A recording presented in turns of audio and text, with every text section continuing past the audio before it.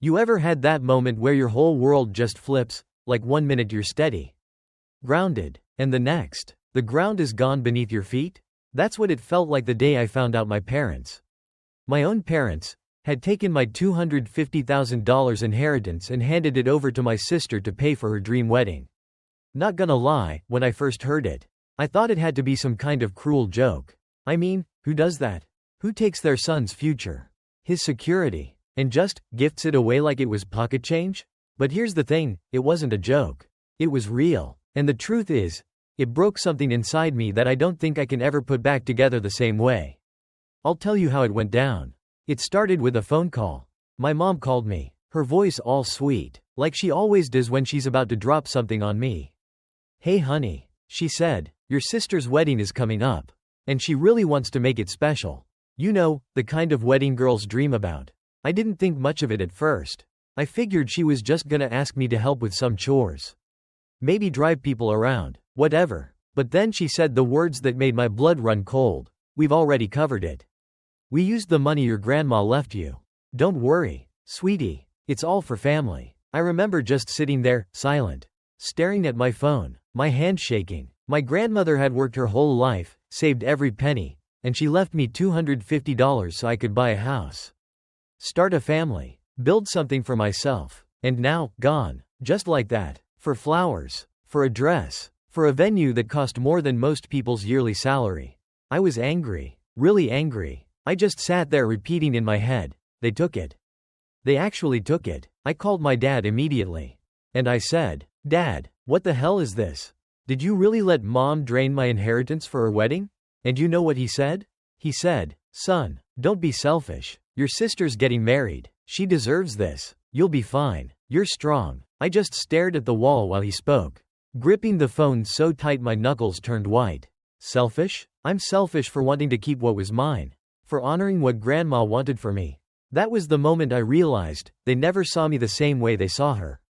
To them, I was always the one who'd figure it out, the one who didn't need help. Didn't deserve the spotlight. She was the golden child. The one who deserved everything. And me? I was just the afterthought. And here's the thing, the money was already gone. The deposits were paid, the dress bought, the venue booked. There was nothing I could do to stop it. So I sat there, boiling, thinking about every time they overlooked me for her. Every time my achievements were brushed aside while hers were celebrated.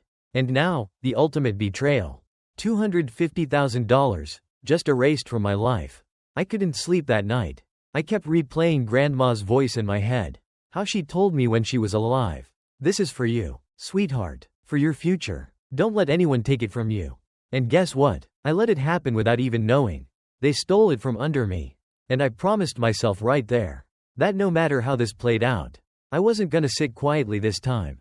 They were gonna hear me. They were gonna feel what they'd done. And trust me, they did. Because what happened at that wedding, well, let's just say no one there walked away the same.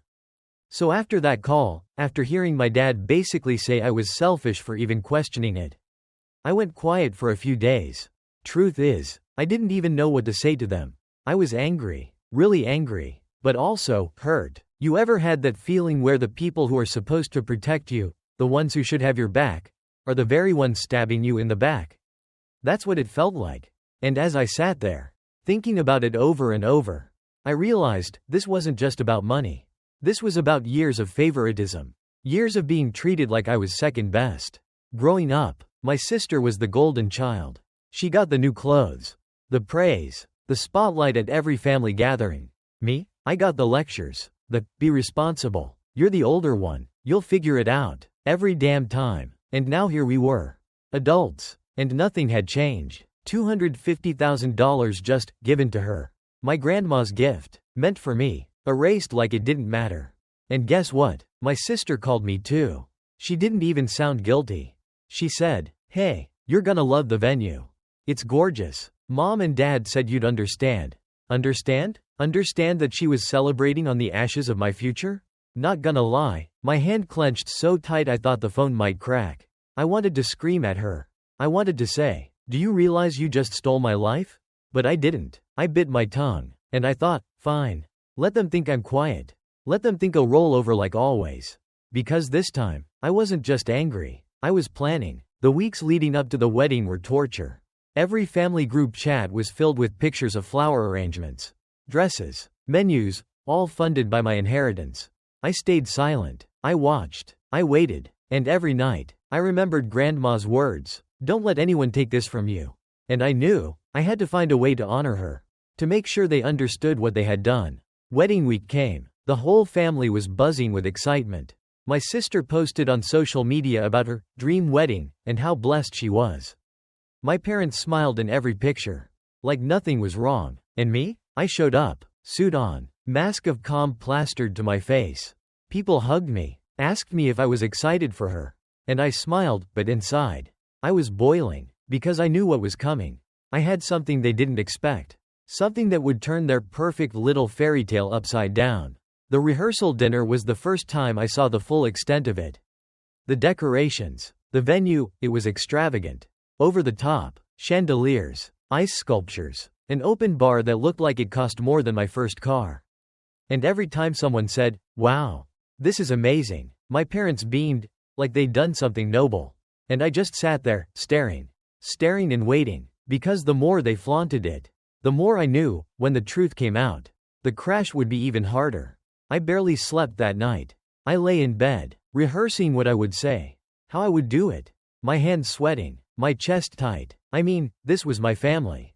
Exposing them wasn't easy, but you know what? Neither was losing $250,000 and being treated like trash by the people who should have loved me. Morning of the wedding, I looked at myself in the mirror and said out loud, "This ends today." And I meant it, because once I stepped into that venue, nothing was gonna be the same again. The wedding day, man, I can still feel the heaviness in my chest just thinking about it.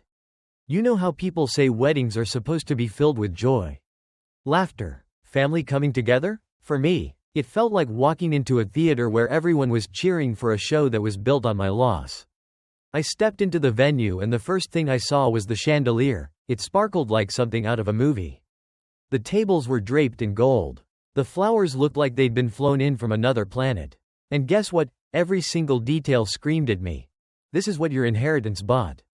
Not your house. Not your future. Her fantasy. I walked around, people smiling, some even clapping me on the back saying, "Isn't it beautiful?" And I just nodded, biting down on the anger rising in my throat.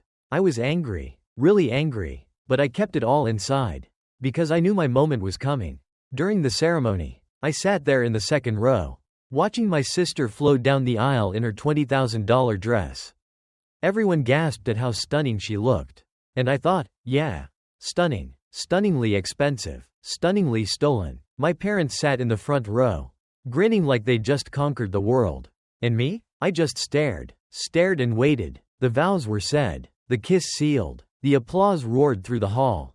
And all I could think was, this is Grandma's money. This was mine, and they don't even care.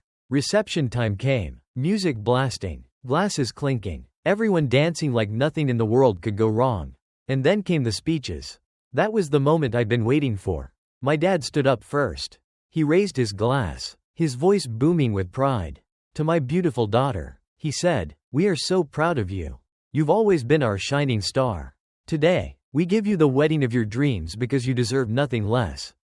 People clapped, my sister cried, my mom beamed, and my stomach twisted into knots. Shining star. Always her. Never me. Always her dreams. Never mine. I clenched my fists under the table, my heart pounding like a drum in my chest.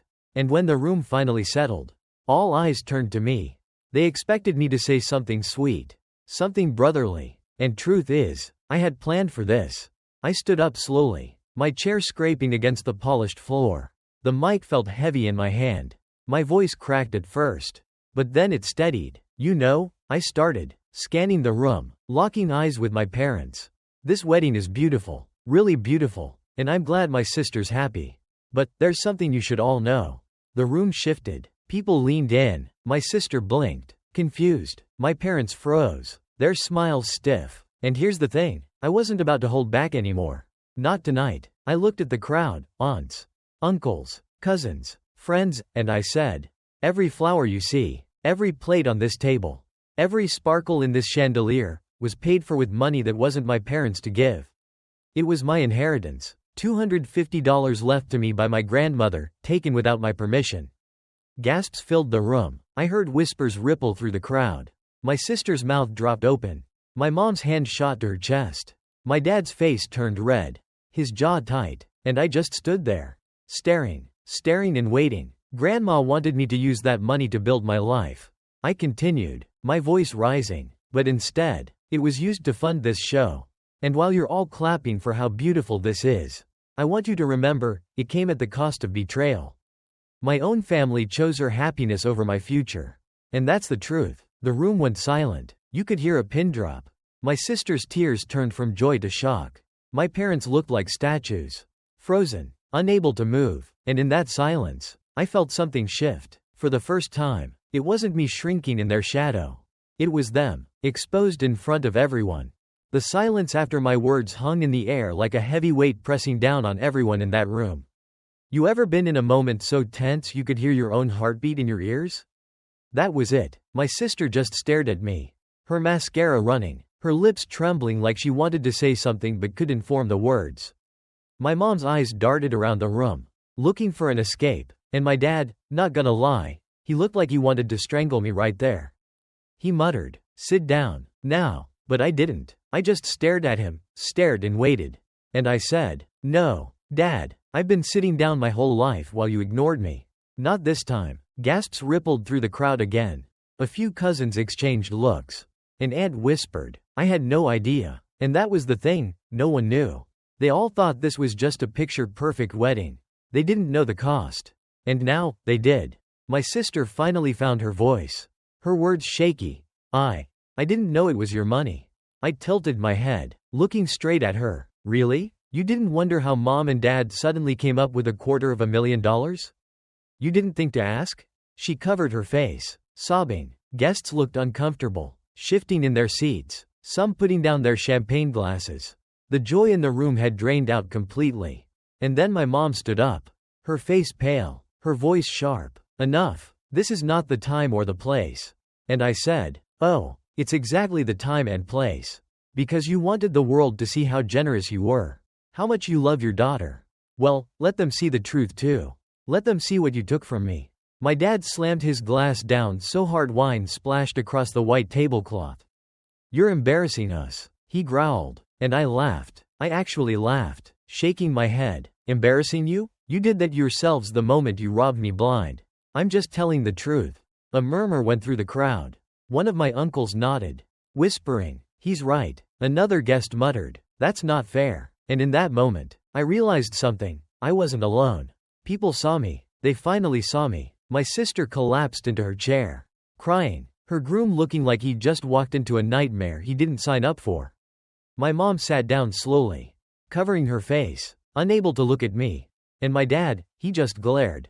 His jaw clenched, his pride shattered in front of everyone. And here's the thing, I felt calm. For the first time in years. I wasn't the overlooked one. I wasn't the afterthought. I was the one holding the truth. And they couldn't run from it. The DJ tried to smooth it over, stammering something about getting back to the music. But the energy was gone. People whispered. People stared. People avoided looking at my parents. The fairy tale was broken. And honestly, that was the justice I'd been waiting for. Because no matter what they tried to do after, they couldn't erase what I'd said. The truth was out. And once it's out, you can't stuff it back in. After that night, nothing was ever the same. You know, people say weddings are supposed to bring families closer together. But this one? It tore ours apart. The next morning, my phone buzzed nonstop. Some cousins sent me messages saying they respected me for speaking up. That they always knew my parents favored my sister but never realized it was that bad. A few even admitted they'd seen little things over the years. The comments, the choices, the favoritism, and now, finally, it all made sense. Truth is, hearing that made me feel less crazy, less alone. But then came the other messages. My mom called, leaving voicemail after voicemail, her voice cracking, saying, "How could you embarrass us like that? How could you ruin your sister's big day?" My dad's tone was harsher. "You've disrespected this family. You've burned bridges you can't rebuild." And my sister, she didn't call at all. Just silence. Maybe guilt. Maybe anger. Maybe both. But you know what? For once, I didn't feel the urge to apologize. For once, I wasn't questioning myself, wondering if I was overreacting. I knew I was right. They took something that wasn't theirs. They stole my future to hand my sister her fantasy. And I wasn't gonna let them wrap it in a pretty bow and call it family.